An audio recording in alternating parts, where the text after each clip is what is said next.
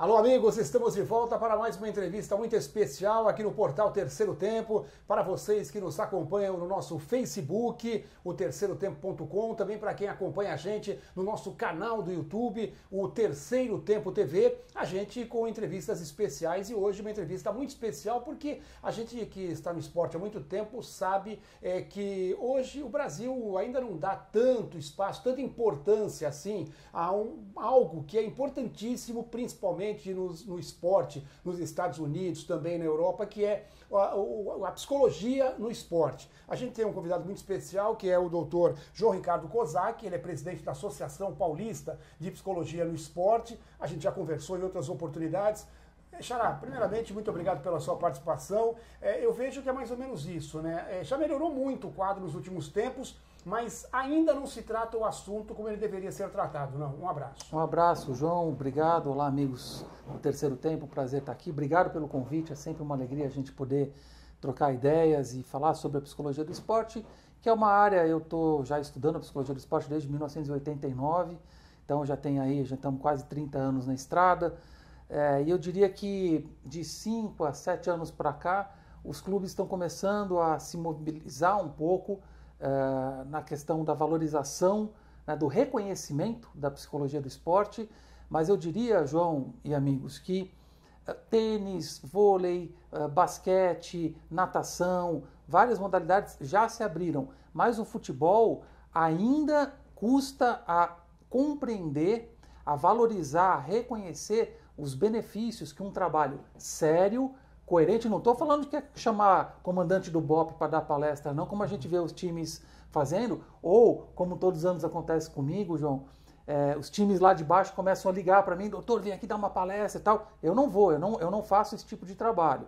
Eu acho Você não é mágico, né? Você é psicólogo. Não existe magia e nem sou socorrista, né? De pronto-socorro. Eu sou um psicólogo do esporte, trabalho num laboratório de alta performance mental na Universidade de São Paulo, onde eu fiz meu doutorado por lá. A gente tem equipamentos que trabalham com concentração, redução de ansiedade, e eu fico muito triste pelo futebol brasileiro estar tão distante da modernidade do trabalho psicológico no esporte. Doutor, quem é mais cético no futebol? É o jogador ou o dirigente?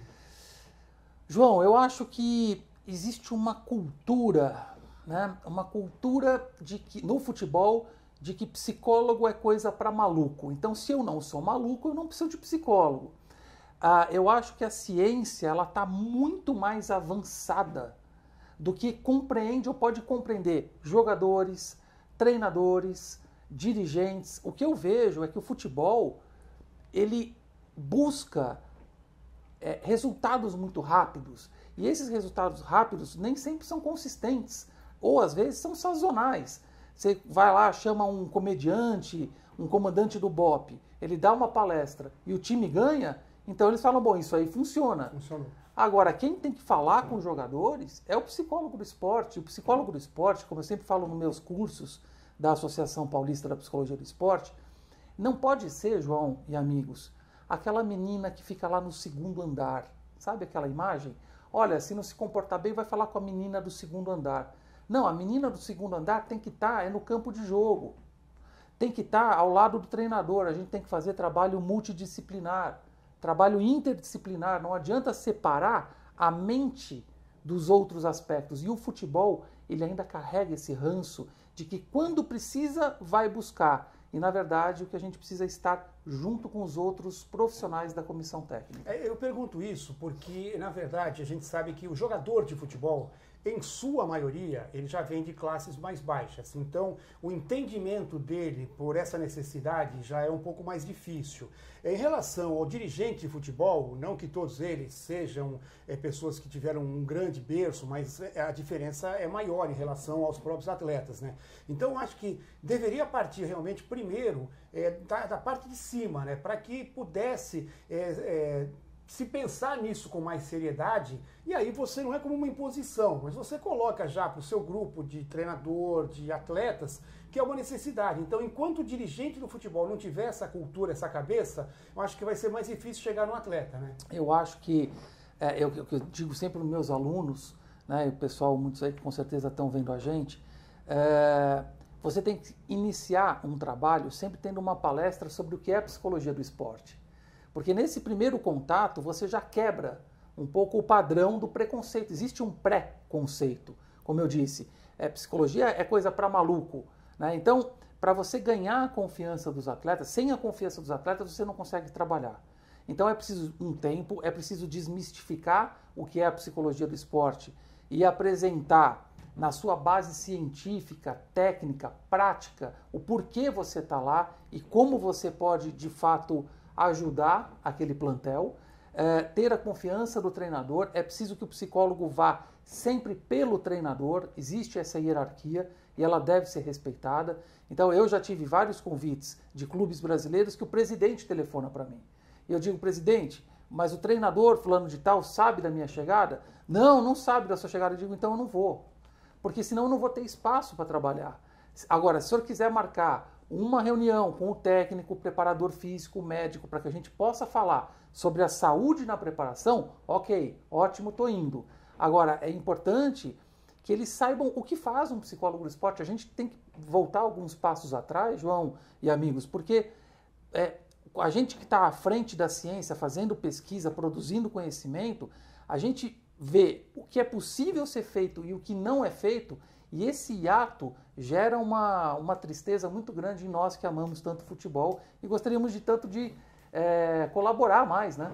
Você já teve passagens por algumas equipes, né? Já. Corinthians, Palmeiras, Cruzeiro. Goiás, Cruzeiro. Em média, só para a gente ter uma base, quanto tempo durou essa sua passagem? E não sei se você fica à vontade para falar, em qual clube que o resultado foi mais satisfatório e qual aquele que você teve mais, vamos dizer, rejeição ou que não teve espaço? Olha, eu posso dizer, João, que as equipes que eu trabalhei, todas, eu fui muito bem recebido. Trabalhei no Ituano com o Juninho, trabalhei no Goiás com o Carlos Alberto Silva, imagina. Trabalhei no Corinthians com o Nelsinho, trabalhei no Palmeiras, trabalhei no Cruzeiro no início da carreira do Ney Franco, que teve aquela geração na base que tinha o Maicon, o Jussier, quem mais que tinha ali que foi para a seleção? O Gomes era o goleiro. Então era toda molecada com 18 anos na época. Ali fui muito bem recebido, foi uma experiência muito bacana participar daquela equipe de juniores e também contribuir no profissional. Então eu diria que assim, as primeiras 2 semanas são semanas muito importantes na forma pela qual você se comporta, como você conversa com os atletas, como você se posiciona, porque a todo tempo, não só um psicólogo, mas um preparador físico, um nutricionista, um fisioterapeuta, ele está sendo permanentemente testado, analisado criticamente pelos atletas. E por isso que é tão importante... É no ser humano, né? Não é só no futebol, no esporte, né? Qualquer segmento. Numa emissora de televisão, quando muda o chefe, todo mundo já fala, não, quem é, como ele faz, o que ele pensa, tal. Você já vira um alvo de análise, né? E os atletas fazem isso ferrenhamente. E aí é importante você entender, conhecer, eu digo sempre para meus alunos e as entrevistas que eu falo, o psicólogo do esporte, ele precisa conhecer o cheiro do sabonete no vestiário. O que eu quero dizer com isso ele precisa saber, ele precisa sair dos livros. Tem experiências e tem conhecimento, João, amigos, que não tem no livro. As coisas que acontecem no vestiário, na concentração, não está escrito isso em lugar nenhum. E o psicólogo ele precisa estar aonde o esporte acontece. É importante ler? Claro que é importante estudar, claro que é importante observar o esporte, sim. Mas o psicólogo do esporte precisa estar aonde o esporte acontece. E o futebol tem peculiaridades. Você precisa saber se comportar, você precisa saber ganhar a confiança dos atletas e precisa, sobretudo, ir de cara, quebrar com as informações e os preconceitos dos jogadores em relação ao seu trabalho. Ainda falando em relação ao futebol, João, a gente tem aí vários exemplos de atletas e de situações que são corriqueiras, a gente comenta toda hora. Tem o Felipe Melo com toda a sua aura não vou dizer malvado, mas tá sempre pegando um pouco mais pesado. A gente surgiu agora o Daverson, mais um menino maluquinho aí que de vez em quando parece que solta um pino na cabeça dele. A gente tem outras situações, como eu tenho falado muito isso, o Paquetá e o Rodrigo, por exemplo, vendidos já para o futebol do exterior. Dá para perceber claramente o que caiu o futebol desses dois garotos, que talvez estão indo para fora com uma idade muito baixa, né? E talvez estejam sentindo também. Quais são os tipos mais comuns que você já percebeu, já sentiu, aqueles problemas maiores que você detectou num grupo de futebol? Olha, esses exemplos todos que você fala, acho que são muito importantes e muito atuais, né? E o que eu percebo, João e amigos, é que existe uma dificuldade eminentemente pautada na questão da identidade. Né, como você muito bem colocou, são meninos que vêm de famílias mais humildes, alguns não estudaram, a maioria não estudou, alguns não tiveram nem família, foram criados por pais, avós, tios, avós e distantes, vêm de classes menos, enfim, capacitadas, né, intelectualmente, economicamente, e chegam de repente com uma mala cheia de sonhos, né? E quando começam a ter sucesso, inevitavelmente eles acabam caindo naquela questão de quem somos nós agora? Né? Éramos crianças pobres e hoje podemos ter tudo. E nesse meio tempo, que é importante, pessoal, essa reflexão, porque da infância eles passam logo para a idade adulta. Eles não vivem a pré-adolescência e a adolescência porque eles estão treinando. Então, eles não namoram, eles não aprontam, eles não fazem o que um adolescente faz. Eles não têm o acolhimento, muitas vezes, das crises e das angústias que os adolescentes podem ter na escola ou junto com a família para ter um desenvolvimento mais saudável. Então, o que ocorre? E esse é o caso mais comum, eu diria, no futebol. O menino que vem de uma classe menos favorecida, de repente, entra na fase adulta ali com 19, 20, 21 anos, ganhando muito dinheiro e tendo que viver retroativamente uma fase que ele necessariamente precisou ultrapassar para virar um jogador de futebol. Então, você tem ali com 20, 25 anos, às vezes até 30 anos, adolescentes que ganham muito dinheiro e não sabem quem são. Em relação, a gente fala isso, porque não tem como fugir de um exemplo muito claro. O Neymar, ele parece ter esse perfil de uma criança mimada que agora pode ter tudo o que tem na vida. Você acha que faltou realmente? Agora já é um pouco mais difícil, mas sempre tem tempo para se corrigir, né? Você acha que faltou um acompanhamento maior em relação ao Neymar quando ele começou a aparecer no futebol? A sensação, né? Eu vou te dizer de uma sensação, eu não conheço, já fui uma vez a Barcelona no mesmo avião, a gente pôde conversar um pouco, mas assim, informalmente, né? A sensação que eu tenho à distância é que o Neymar, ele meio que se colocou dentro de uma bolha, e a bolha formada pelos parças, pela família, por todo mundo, ele está lá no meio, muito protegido em relação a tudo que acontece no mundo. Né? Aquela situação toda da Copa do Mundo, do rola-rola e tal, aquilo me preocupou muito. Né? Agora, eu não sei até que ponto isso afetou o Neymar ou fez com que ele pudesse ou não ter uma consciência crítica. De toda forma, jogadores, o Neymar, olha, João, pessoal, eu até estou lembrando de uma história, eu acompanhava um atleta do Nacional, aqui, da capital, e uma vez ele virou para mim e falou assim, João, queria que você fosse assistir uma partida nossa contra o Santos. Tem um menino lá que chama Neymar, ele tem 13 anos. Mas olha, eu não vou nem te dizer quem é e que camisa que ele usa. Você vai perceber em 10 minutos de jogo. Ele estava certo, ele só errou numa coisa. Eu percebi em 2 minutos de jogo quem era o Neymar. Então assim, com 13 anos, o que eu vi o Neymar jogando já era um monstro. O cara era Nossa senhora, um moleque engoliu a partida que eu vi, já tinha vários empresários lá na época e tal. O que me dá a impressão é que o Neymar, ele chegou a um ponto hoje que ele, aqui no país, ele tem muito mais rejeição do que poderia ter um jogador da importância dele no futebol mundial. Verdade. Eu acho que aí a gente entra naquela discussão da figura do ídolo que o brasileiro gosta de construir. E acho que o Neymar, diante de tudo o que aconteceu, ele se distanciou um pouco desse estereótipo, né, que é o ídolo guerreiro, é o ídolo, sabe, com a faca nos dentes e tudo mais, que tem talento, mas que tem um pouco mais de gana, que apanha, mas que levanta, e não que apanha e sai rolando. Eu acho que essa questão dessa imagem, né, não deixa de ser um conteúdo que acaba depondo contra aquilo que o brasileiro espera da representação do seu povo, que é uma questão de fortaleza, de apesar de tudo dar a volta por cima. mostrar força. Eu acho que o Neymar, nessa Copa, ele se fragilizou. A imagem dele ficou muito fragilizada, ficou muito machucada.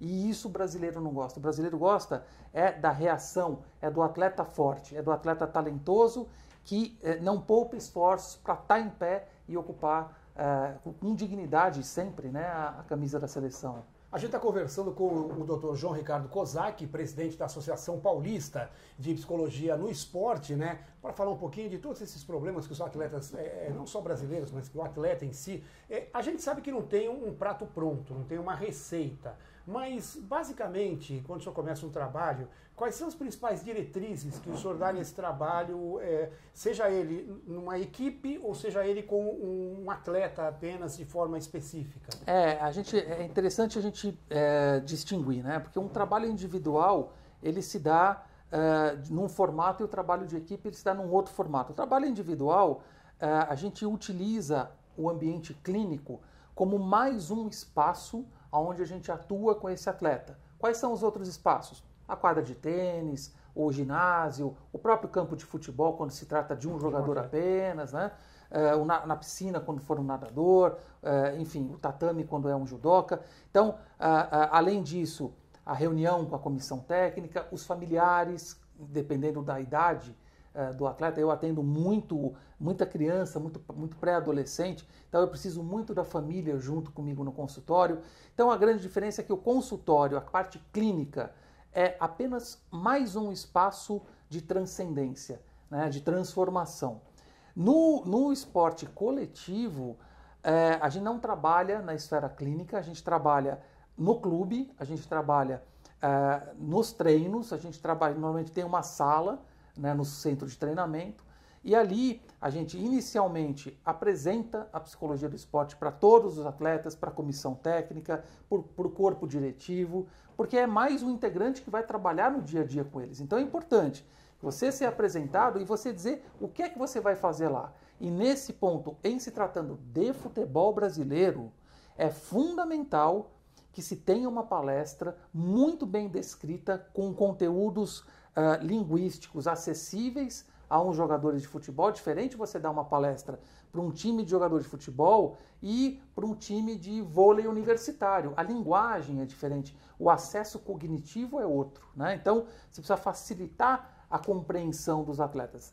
Depois dessa palestra, normalmente, o que eu faço nos clubes onde eu trabalho é conversar com o treinador, entender quais são as demandas da equipe, conversar com o preparador físico. Eu já tive casos em que o atleta tinha baixo rendimento físico e a origem não era física, ele se alimentava bem, ele dormia bem, mas era a parte emocional. Estavam acontecendo questões pessoais que estavam diminuindo a sua capacidade física. Então, eu jamais digo o porquê que está acontecendo, mas o fato de eu dizer ao preparador físico, olha, existe uma situação com esse atleta que não é favorável nesse momento no plano emocional, ele já entende na visão da psicossomática que a emoção pode e interfere no campo físico, né? Então, depois de toda essa explanação, a gente começa a conversar individualmente com cada atleta para ver como é que se sente e tudo mais.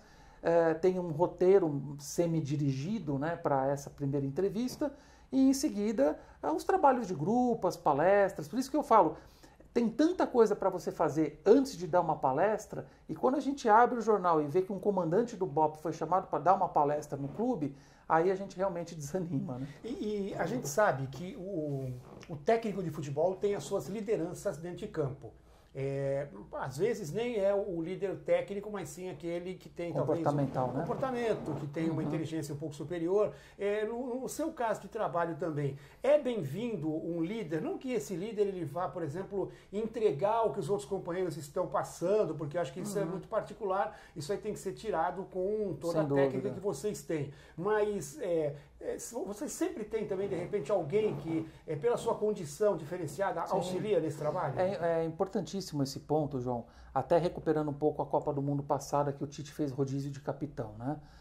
E eu brinquei com o pessoal nas redes sociais, eu digo, rodízio é pizza, churrasco e só. A faixa de capitão você não pode fazer rodízio. Você pode fazer uma avaliação sociométrica, é um sociograma, é um teste que a gente utiliza, na verdade, um inventário, aonde a gente consegue aferir dentro do grupo, quais são as lideranças que trazem para si um conteúdo de comprometimento maior. Essa avaliação, junto com o treinador, a gente pode dizer, olha, fulano A, B, C, D e E tiveram as maiores notas de atribuição do time em relação ao comprometimento deles diante do grupo. Então, de repente, dentro desses 5 atletas, vamos eleger um deles para ser o capitão do time. E aí a gente tem uma porção de outras características para serem analisadas, mas eu gostaria muito de ser um treinador que eu tivesse 5 referências dentro de campo. Seria muito bom. 5 jogadores ou 4 que a equipe inteira confia, atribui, e dentro deles um para usar a faixa de capitão. É difícil ter um, né? Pois é. E o problema é o seguinte, o problema talvez não seja a solução. A gente pode ter líderes que são líderes ocultos, que não têm o espaço para eles poderem desenvolver o seu plano de liderança. Só que essa avaliação, esse sociograma, a gente consegue compreender no apontamento dos jogadores sobre o nível de comprometimento de cada um deles, quais são os atletas ali que são líderes latentes, líderes ocultos, e através dessa avaliação poder desenvolvê-los junto ao grupo. Eu digo sempre, um líder que não é líder e que não tenha nenhuma capacidade de liderança, você não consegue desenvolver. Agora, líderes que são silenciosos, mas que têm capacidades ou têm a atração do comprometimento, esses a gente consegue desenvolver. E faltou isso à seleção. Aliás, falta isso à seleção há muito tempo. E na verdade, uma leitura ruim do treinador, da comissão técnica, acaba até prejudicando o andamento, né? Porque, como você mesmo disse, se isso não é feito de uma forma específica, científica, se é feito de uma forma empírica, eu acho que ele é o melhor, e ele não é o melhor, isso aí pode até prejudicar. Pois é, no futebol, nesse ponto e tantos outros, você não pode ter espaço para o achômetro, né? Você tem que ir lá, você tem uma ferramenta, você tem um instrumento, e não é a ferramenta ou o psicólogo quem vai falar. São os jogadores que vão falar através do instrumento. Eles vão dar os valores entre 0 e 10 de forma anônima, porque existe um formato dessa avaliação em que cada atribuição pode ser feita de forma anônima. Então o atleta realmente vai dizer em quem ele confia na equipe. Quando você faz a somatória de todos esses scores, você tem um gráfico onde você vê quais são os atletas que têm um modelo de atribuição maior. Então não adianta você falar assim, eu acho que esse, eu acho que aquele, então vamos uma vez A, outra vez B, outra vez C. O time, o pessoal banaliza muito a questão da liderança e a questão da referência comportamental dentro de campo, né? E é uma pena, uma judiação, porque o Tite ele tem a cabeça muito aberta para vários fatores, para os fatores comportamentais, ele faz muitos cursos, ele tem um campo de ideias muito interessante, muito rico e muito moderno. E eu não entendo como que ainda essa seleção brasileira não tem um departamento de psicologia do esporte, como tem a Alemanha, como tem a Itália, como tem a Holanda, como tem a Inglaterra, como tem a Espanha, como tem países da Ásia, como tem Estados Unidos, até o Canadá, que mal futebol tem departamento de psicologia do esporte no soccer canadense. Quer dizer, então eu não sei realmente quantos anos mais a gente vai demorar para ter profissionais, grupos de profissionais. Há pouco eu fui visitar o Ajax em Amsterdã,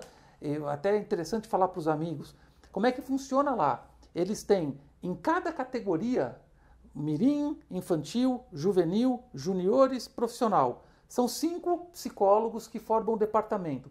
Quando um atleta sai do mirim para o infantil, os psicólogos conversam, e assim vão conversando entre si até esse menino do mirim chegar no profissional. E cada um deve ter um esquema, um estilo de trabalho específico devido à categoria de idade. Sem dúvida, exatamente. Cada um ataca um certo tipo de problema, porque os problemas são diferentes por faixa. Do mirim até o profissional, você tem toda uma fase de desenvolvimento da infância, pré-adolescência, adolescência e fase adulta, e é interessante porque esses profissionais são muito especialistas nos fenômenos psicológicos e emocionais que ocorrem nessa transição de idades. Então, quando o atleta, eu vi esse trabalho no Bayern de Munique, vi no Ajax de Amsterdã e sei que outros times grandes do mundo também fazem isso.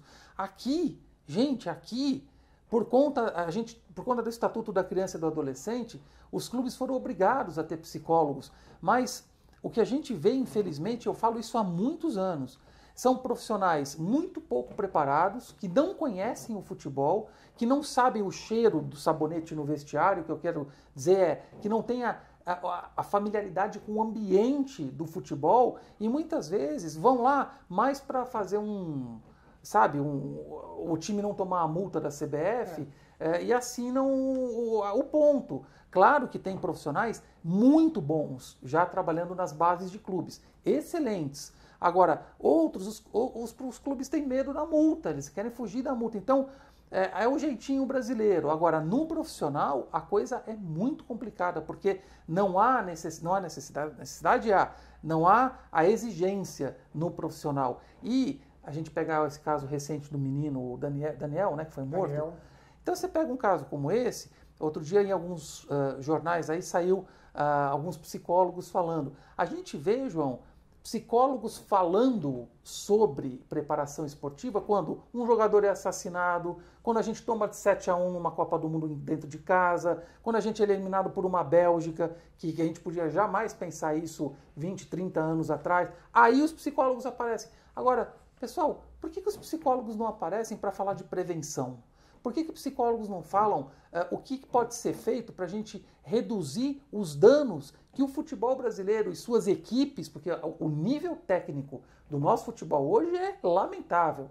Eu não consigo ficar 90 minutos acordado assistindo um jogo não sei há quanto tempo. O último foi a final da Libertadores do River e do Boca. Ali eu me mantive acordado. Agora, futebol de verdade, e não é só por conta do aspecto psicológico, mas o aspecto psicológico tem feito vítimas no nosso futebol e eu digo sempre, a presença de psicólogo não evita o fracasso, mas a ausência pode ser fatal. Para finalizar, eu queria falar sobre a parte individual, saindo um pouquinho do futebol, né? A gente sabe que todo ser humano tem um tipo de trabalho, um tipo de ansiedade, de problema. Eu vou citar 2 exemplos do atletismo aqui que aconteceram há alguns anos, que foram os exemplos completamente diferentes, da Mal Remage e da Fabiana Moura.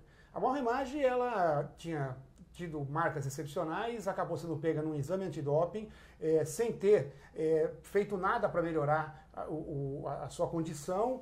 Ela passou uma pomada, claro que não foi totalmente sem culpa, porque o atleta tem que se preocupar com tudo aquilo que está ingerindo, passando, mas não foi para melhorar a sua condição de atleta, né? E ela acabou voltando já veterana, ninguém mais esperava nada, ela deu a volta por cima e ganhou aquela medalha nos Jogos Olímpicos de 2008, a medalha de ouro. Já a Fabiana Moura, ela foi 2 vezes campeã mundial, é um título é um campeonato que pesa menos do que uma Olimpíada, onde os olhos do mundo estão muito mais voltados, né? E nos Jogos Olímpicos ela teve aquele problema do sumiço da sua vara. A gente que trabalha no esporte sabe que o quanto isso é importante, mexeu com o psicológico, mas também mexe no técnico, porque cada vara é importante para um centímetro a mais ou a menos no salto, né?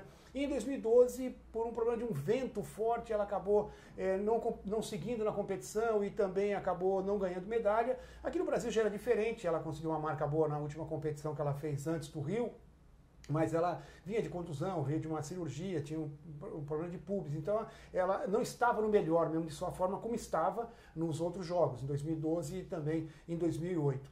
Um foi exemplo de superação e o outro foi um exemplo de alguém que era cotada lá em cima e que acabou não funcionando por um outro motivo. Tem sempre isso, exemplos diferentes, numa mesma modalidade, de atletas diferentes, com sentimentos tão diferentes. Isso é natural, né, João? Eu acho que quando eu penso em atleta, não tem como você desviar os fatores humanos, né? O meu último livro, inclusive, chama-se Psicologia do Esporte, Atleta e Ser Humano em Ação. Então, eu acho que dependendo das situações que o atleta, dos desafios que o esporte exige, e esses foram 2, né, de tantos outros que a gente observa, eu acho que tem tantas variáveis que estão envolvidas, variáveis motivacionais, variáveis emocionais, variáveis psicológicas, e aí fica até muito difícil a gente fazer uma análise à distância. O que a gente pode ver é que uma realmente teve uma reação positiva e a outra não conseguiu a tempo buscar aquilo que ela trabalhou. Eu acho que esses fatores psicológicos que estão envolvidos nesses casos têm uma ligação muito intrínseca com fatores de personalidade.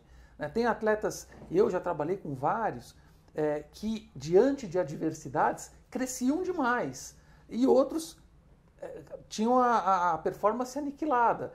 Outros atletas que numa condição favorável de performance tinham performances horríveis. E outros em condições favoráveis ganhavam títulos. Então, eu acho que isso não existe uma fórmula, como a gente já falou aqui, né, no nosso papo, mas existe um conjunto que a gente diz na ciência da psicologia do esporte, que é a tendência de comportamento competitivo.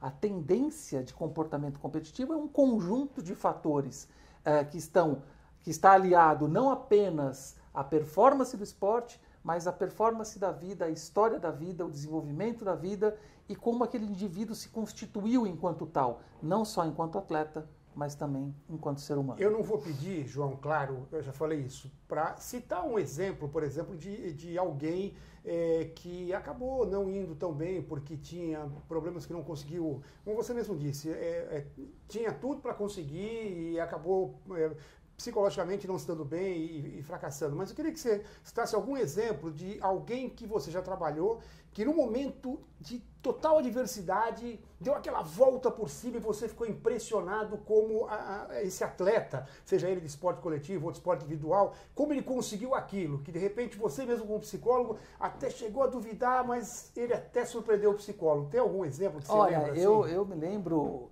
uma questão de 10 ou 15 anos atrás, de um ciclista que eu trabalhei, e ele pedalava, ele não tinha um caráter muito competitivo, embora ele gostasse da competição, mas sabia das suas próprias dificuldades e limites, né, limitações. Então ele era um ciclista voltado muito mais à motivação dele para a realização, que era pedalar, ganhar saúde, etc., e muito menos para a competição. Até que ele começou a treinar mais tempo e começou a despertar dentro dele um desejo de competição que até então era desconhecido, né? E ele começou a migrar da motivação para a realização, que era aquele pedal de fim de semana, para uma motivação pela competição, porque aqueles que ele começava a pedalar e no início sumiam, né, no campo de treino, de repente passaram a não sumir mais, começaram a estar no campo de visão dele. E um dia ele virou para mim e falou assim: João, eu agora quero chegar nesses caras.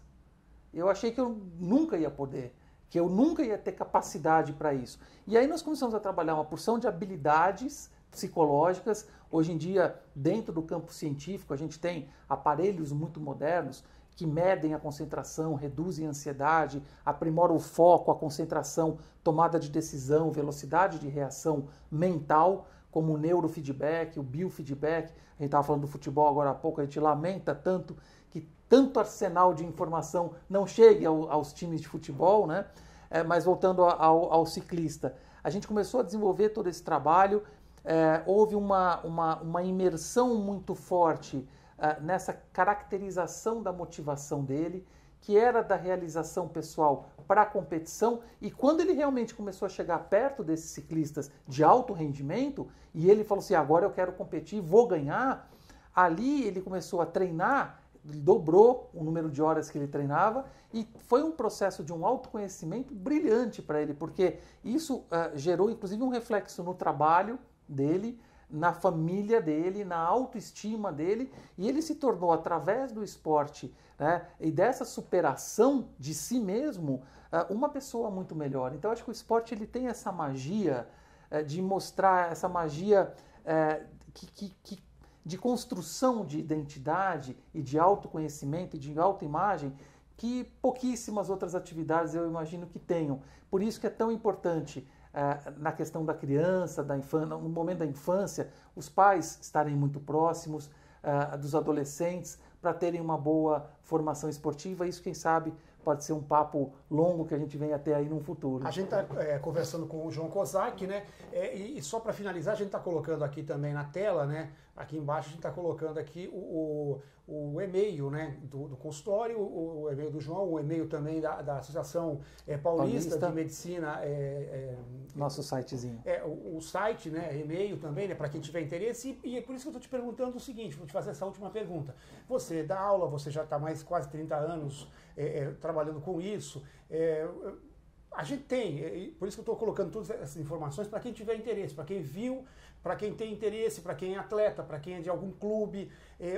O mercado, ele está completamente abastecido na necessidade de clubes de São Paulo, de atletas. Como você disse, tem gente que está indo lá só para assinar e tal, não sei o quê. Mas pelo que você conhece, como presidente da Associação Paulista, tem um mercado muito bom para psicologia do esporte? A psicologia do esporte, eu diria que dentro da psicologia como um todo, é a área que mais está crescendo, porque se a gente for pensar em quantas modalidades tem, quantos clubes tem, clubes sociais, clubes de alto rendimento, clubes sociais que têm dentro de si equipes de diversas modalidades, de diversos sexos, diversas categorias, então a demanda ela é imensa. O que falta, eu acho que faltam profissionais qualificados.